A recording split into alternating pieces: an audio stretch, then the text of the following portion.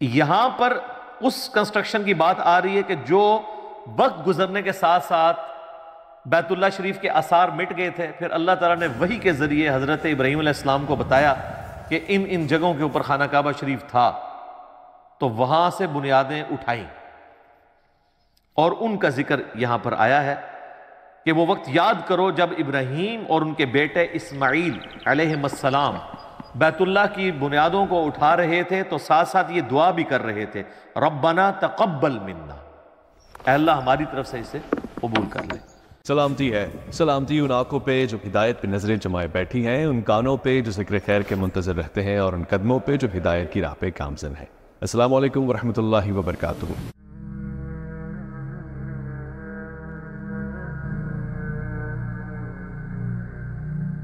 اعوذ باللہ من الشیطان الرجیم، بسم اللہ الرحمن الرحیم۔ وَإِذْ يَرْفَعُ إِبْرَاهِيمُ الْقَوَاعِدَ مِنَ الْبَيْتِ وَإِسْمَاعِيلُ، اور وہ وقت یاد کرو جب سیدنا ابراہیم علی نبینا وعلیہ الصلاۃ والسلام نے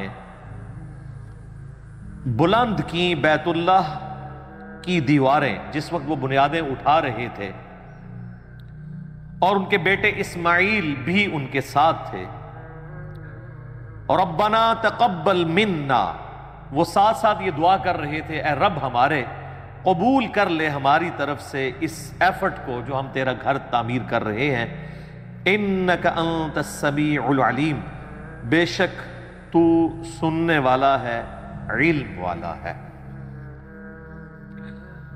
صحیح بخاری اور مسلم کی متفق علیہ حدیث ہے کہ نبی صلی اللہ علیہ وآلہ وسلم سے پوچھا گیا کہ سب سے پہلے اللہ تعالیٰ نے اپنی عبادت کے لیے کون سا گھر بنایا، تو آپ صلی اللہ علیہ وآلہ وسلم نے فرمایا کہ بیت اللہ شریف جو کہ مکے کے اندر ہے۔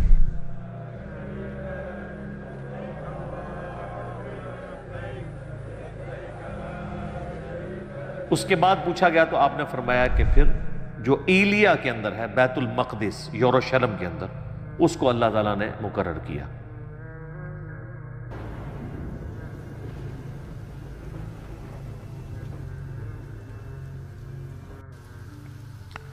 پھر پوچھا گیا ان دونوں کے درمیان کتنا فاصلہ تھا، تو فرمایا 40 سال کا۔ تو جب سے پہلا انسان دنیا کے اندر موجود ہے، اللہ تعالیٰ نے اپنی عبادت کے لیے گھر مقرر کیا ہوا ہے، اور وہ بیت اللہ ہے۔ اس میں امپلائیڈ ہے کہ سیدنا آدم علی نبینا علیہ الصلاۃ والسلام کے مبارک زمانے میں بھی بیت اللہ ایگزسٹ کرتا تھا۔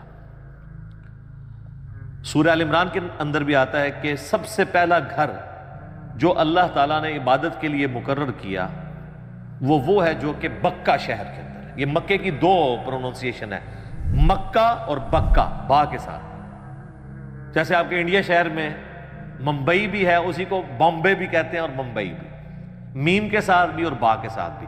تو مکے کے بھی دو نام ہیں، ویسے تو کئی نام ہیں، لیکن اس پروننسیشن کے اوپر مکہ اور بکہ۔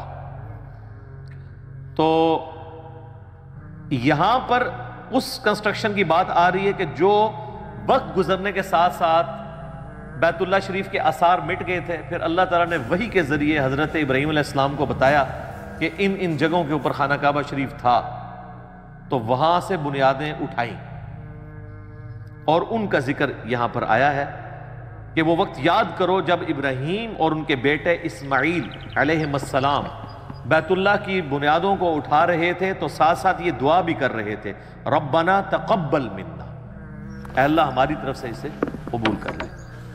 یہ وہی دعا ہے نا جو سنن کبری البیہقی میں آتا ہے کہ صحابہ کرام علیہم رضوان عید والے دن جب ایک دوسرے کو ملتے تھے تو کیا دعا کرتے تھے؟ تقبل اللہ منا ومنکم، یا تقبل اللہ منی ومنکا، یعنی اللہ تعالیٰ ہماری طرف سے بھی قبول کر لے، یعنی جو ہم نے رمضان کے روزے رکھے، اور تمہاری طرف سے بھی، سنگولر کے صیغے کے ساتھ بھی اور پلورل کے صیغے کے ساتھ، دونوں ثابت ہیں۔ تو یہ انبیاء کرام کا ایک طریقہ ہے، سنت ہے کہ جب بھی آپ نے کوئی بھی کام کرنا ہے تو اپنے رب کو بیچ میں شامل کرنا ہے، اس سے دعا کے ساتھ رجوع لے کے آنا ہے کہ اے اللہ ہماری اس کاوش کو اپنی بارگاہ میں قبول و منظور فرما، کیونکہ جب تک انسان اللہ تعالیٰ کے لیے مخلص نہیں ہوگا، اس وقت تک اس کی عبادت قابل قبول نہیں ہوگی۔ بے شک تو سننے والا ہے، علم والا ہے، یعنی اللہ تعالیٰ ساری مخلوقات کو سنتا ہے، نہ صرف سنتا ہے بلکہ ہر چیز اس کے علم میں ہے کہ کون شخص اللہ تعالیٰ کے لیے اخلاص شو کر رہا ہے اور کون شخص جو ہے وہ دکھلاوے کے لیے سب کچھ کر رہا ہے۔ اب ساتھ دوسری دعا سنیں، ربنا وجعلنا مسلمین لک، اے اللہ، اے رب ہمارے، ہمیں بنا لے اپنا تابع فرمان۔ یہ ویسے اردو زبان کے اندر نا لفظ بولا جاتا ہے فرما بردار، یہ اردو لنگوسٹک کے اندر یہ لفظ غلط ہے۔ فرمان بردار کا مطلب ہوتا ہے فرمان اٹھا کر چلنے والا، ٹھیک ہے؟ جس طرح ریڑا بردار، جس نے ریڑی کا بوجھ اٹھایا ہوا ہے، تو فرمان بردار کو یا فرما بردار جو ہم لفظ بولتے ہیں یہ بھی غلط العام لفظ ہے۔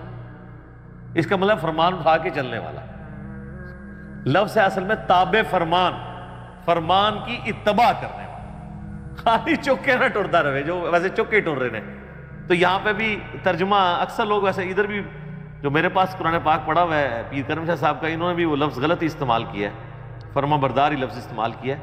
یہ لفظ ہے تابع فرمان، اے رب ہمارے بنا لے ہمیں اپنا تابع فرمان، وَمِنْ ذُرِّيَّتِنَا، اور ہماری اولاد کو بھی، اُمَّةً مُسْلِمَةً لَكَ، ہماری اولاد کے اندر ایسی جماعت پیدا کر دے جو تیرے ساتھ تابع فرمان ہو، مسلم ہو۔ دیکھیں مسلم کا لفظ کنٹینیوسلی 2 دفعہ ہے، اور یہ لفظ حضرت ابراہیم علیہ السلام کی ایک خوبی ہے جو قرآن حکیم میں جگہ جگہ آئی ہے۔ ما کان ابراہیم یہودیا ولا نصرانیا، ابراہیم نہ تو یہودی تھے نہ نصرانی تھے، ولیکن کان حنیفا مسلما، بلکہ وہ سب سے ٹوٹ کر ایک اللہ کے ہو گئے تھے اور اللہ کے تابع فرمان تھے۔ وما کان من المشرکین، اور مشرک نہیں تھے۔ مسلم کا مطلب ہوتا ہے ٹو سبمٹ یور ول، اپنی مرضی کسی اور کے سپرد کرنا، مراد یہ کہ میں تو اپنے آپ سے دستبردار ہوتا ہوں، جو تیری مرضی، اسے کہتے ہیں مسلم۔ بل ملت ابراہیم حنیفا وما کان من المشرکین، پیروی کرو ابراہیم علیہ السلام کی ملت کی جو مشرک نہیں تھے۔ هو سماکم المسلمین من قبل وفی ھذا ملت ابیکم ابراہیم، یہ سورہ حج کی آیت نمبر 78 ہے۔ پیروی کرو ابراہیم علیہ السلام کی ملت کی، هو سماکم المسلمین، جنہوں نے تمہارا نام مسلم رکھا تھا، من قبل وفی ھذا، اس قرآن کے نزول سے پہلے بھی اور اس قرآن کے اندر بھی اللہ نے تمہارا نام کیا رکھا ہے؟ مسلم، سر تسلیم خم کرنے والا۔ اور یہ واحد مقام ہے سورہ حج کا جہاں پہ مسلم ایز اے ورڈ استعمال ہوا ہے، ایز اے اسم۔ باقی جگہ مسلم اپنے آپ سمجھ لیں لغت کے معنوں میں تابع فرمان کے طور پہ آیا ہے۔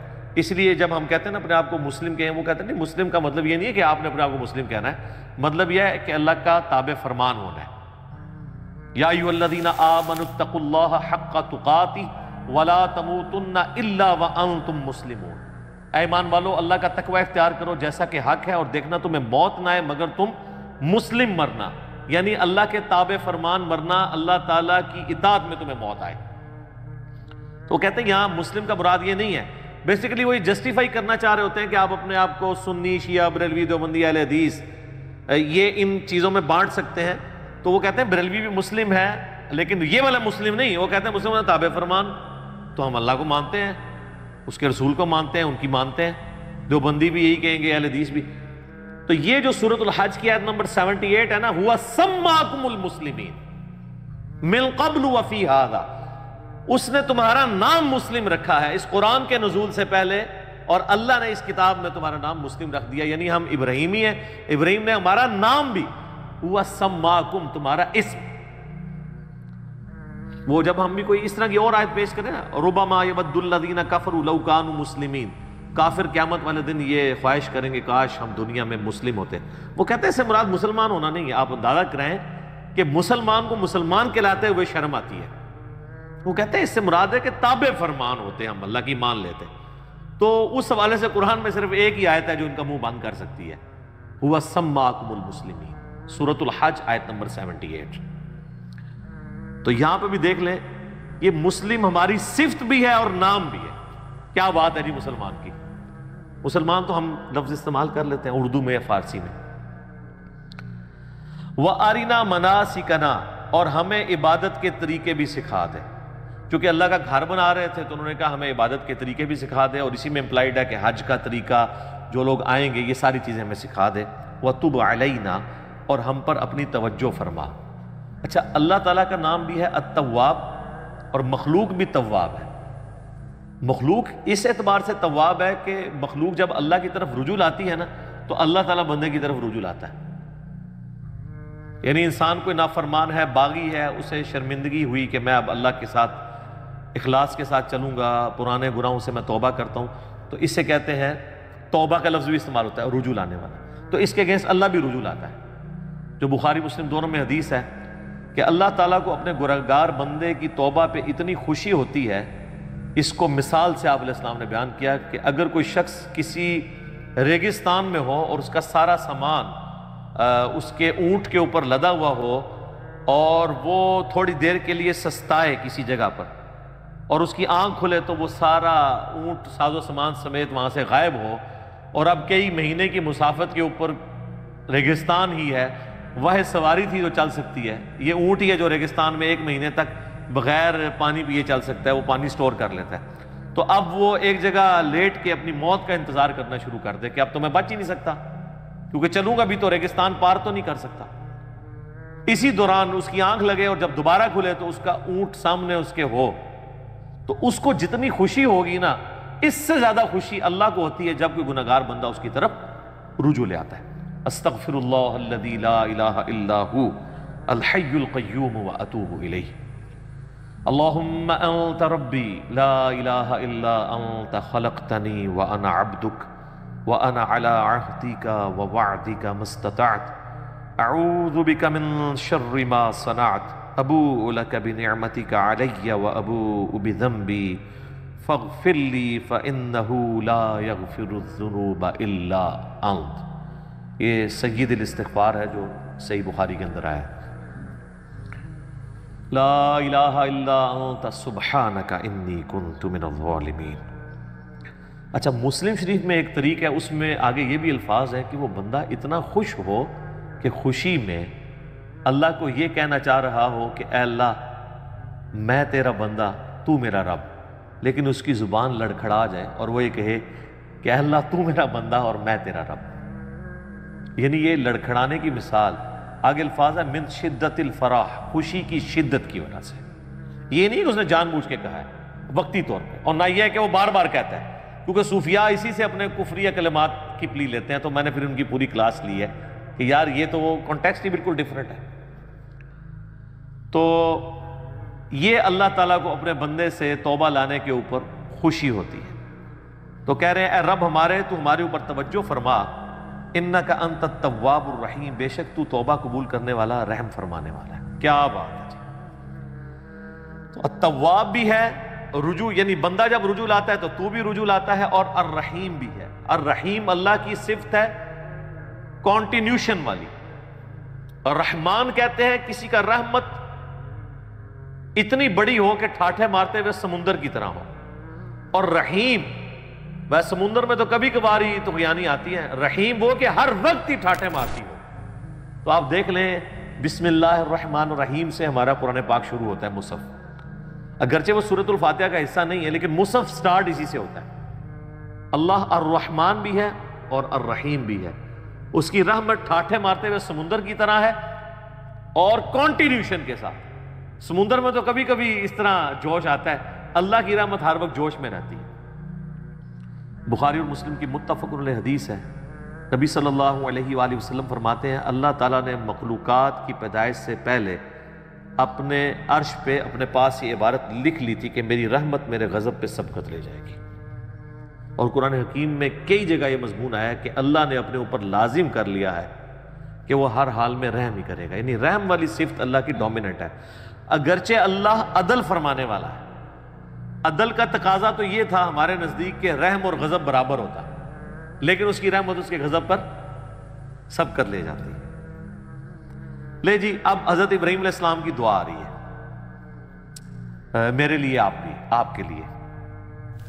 ربنا وابعث فیہم رسولا منہم یتلو علیہم آیاتک، اے رب ہمارے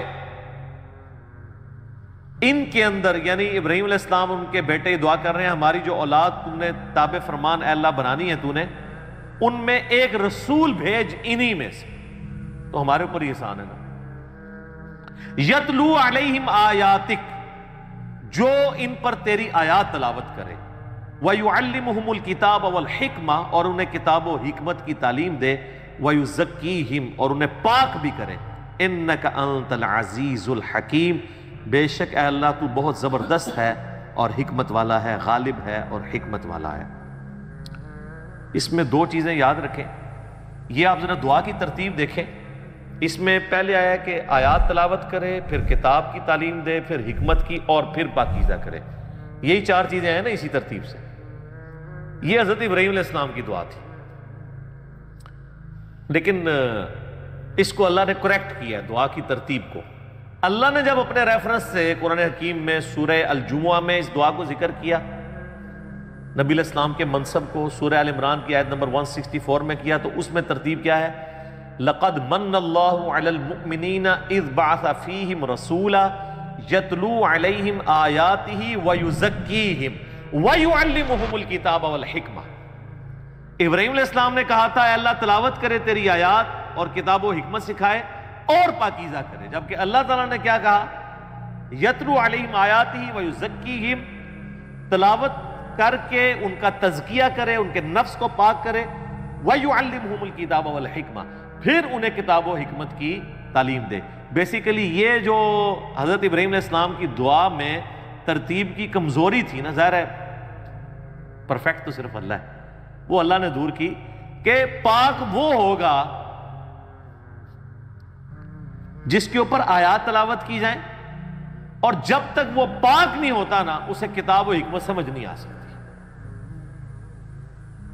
تو اس میں تلاوت کرے تیری آیات اور ان کو سکھائے کتاب و حکمت اور پاک کرے، جبکہ اللہ نے کیا کہا؟ یتلو علیہم آیاتہ ویزکیہم ویعلمہم الکتاب والحکمہ وَإِن كَانُوا مِن قَبْلُ لَفِي ضَلَالٍ مُبِينٍ، اور اس سے پہلے یہ لوگ کھلی گمراہی میں تھے۔ اسی کانٹیکسٹ میں ایک جامعہ ترمذی میں حدیث ہے، نبی صلی اللہ علیہ وآلہ وسلم سے پوچھا گیا کہ آپ پہ نبوت کب واجب ہوئی؟ تو آپ نے فرمایا میں اللہ کے ہاں اس وقت بھی نبی لکھا ہوا تھا جب آدم مٹی اور پانی کے درمیان تھے، یعنی اللہ تعالیٰ کے ڈیوائن علم میں نبی صلی اللہ علیہ وآلہ وسلم اس وقت بھی نبی تھے جبکہ آدم علیہ السلام بھی پیدا بھی نہیں ہوئے تھے، اللہ کے علم میں۔ اس کو سپورٹیو ایک حدیث ہے جو مسند امام احمد میں صحیح سند کے ساتھ ہے، اور سنن کبریٰ البیہقی کے اندر موجود ہے، دلائل النبوہ امام بیہقی کی کتاب کے اندر، المستدرک للحاکم کے اندر، صحیح ابن حبان کے اندر، کہ نبی علیہ السلام نے فرمایا میں اللہ کے ہاں اس وقت بھی خاتم النبیین لکھا ہوا تھا، اور یہ دونوں حدیثیں کنزیکٹیو مشکات میں نبی علیہ السلام کے فضائل کے چیپٹر میں بھی آپ کو مل جائے۔ میں اللہ کے ہاں اس وقت بھی خاتم النبیین لکھا ہوا تھا جب آدم علیہ السلام مٹی اور پانی کے درمیان تھے، میں دعائے ابراہیم ہوں۔ یہ دعائے ابراہیم آ گئی۔ دعائے ابراہیم کیا ہے؟ سورۃ البقرہ آیت نمبر 129، ربنا وابعث فیہم رسولا، اے اللہ رسول بھیج دے۔ نبی علیہ السلام کی پیدائش کی، دنیا میں آنے کی دعا ابراہیم علیہ السلام نے کی ہے اور ان کے بیٹے اسماعیل نے۔ تو حضور نے کہا میں دعائے ابراہیم ہوں، اس کے آگے الفاظ ہیں میں دعائے ابراہیم ہوں، میں عیسیٰ کی بشارت ہوں، میں اپنی ماں کا وہ خواب ہوں جو انہوں نے پیدائش کے وقت دیکھا کہ ان کے لیے ایسا نور ظاہر ہوا جس سے شام کے محلات بھی روشن ہو گئے۔ نبی علیہ السلام کی والدہ نے حضور کی پیدائش کے وقت ایک نور دیکھا تھا، اور ان کو اللہ نے وہاں مکے میں بیٹھے ہوئے شام کے محلات، جو رومن امپائر سب سے بڑی اس وقت کی سپر پاور تھی، اس کا جو گڑھ آپ سمجھ لیں آج کے اعتبار سے وائٹ ہاؤس دکھا دیا، امریکہ ہے نا۔ تو آپ علیہ السلام کی والدہ کو بتا دیا گیا تھا کہ آپ کا جو آپ سے بیٹا پیدا ہو رہا ہے نا، یہ کوئی عام انسان نہیں ہوگا، شام کے محلات بھی جو ہے وہ مغلوب ہو جائیں گے، وہاں پہ بھی اللہ کا پیغام پہنچے گا۔ پھر لوگوں نے دیکھا ہے شام مسلمانوں کے پاس آیا، حضرت عمر کے دور میں فتح ہوا ہے ٹل 1917 تک۔ یہ تو اب 100 سال گزرے ہیں نا، ہم سے چھن گیا، ورنہ مسلسل 1300 سال تک، بیچ میں ایک دو دفعہ رومنز آئے ہیں، وہ صلاح الدین ایوبی نے فتح کر لیا تھا دوبارہ، وہ شام مسلمانوں کے پاس ہے۔ أهلا ومرحبا بالخليفة العادل. السلام عليكم ورحمة الله. ابھی بھی یہودی زبردستی یہ بات ہے۔ اللہ اکبر۔ تو یہ حدیث شریف میں وہاں سے شروع ہوا کہ شام کے محلات نبی علیہ السلام کی والدہ کے لیے شو ہو گئے۔ میرے بھائیوں، اس حدیث میں بھی اس بات کا اشارہ موجود ہے کہ نبی علیہ السلام کے جو والدین ہیں نا، ان کے بارے میں بالکل زبان درازی نہیں کرنی چاہیے۔ دیکھیں یہ کوئی چھوٹی معمولی واقعہ نہیں ہے۔ نبی علیہ السلام کی والدہ کو ایک پروٹوکول اللہ نے دیا ہے، وہ اہل فطرت میں سے۔ تو ایمان والدین مصطفیٰ کے حوالے سے اہل سنت کے ہاں کیا نظریات پائے جاتے ہیں، دلائل کیا ہیں، مسئلہ 98 میرا ریکارڈڈ ہے، وہ آپ دیکھ سکتے ہیں۔ یہاں میں نے ایک ضمناً بات کر دی۔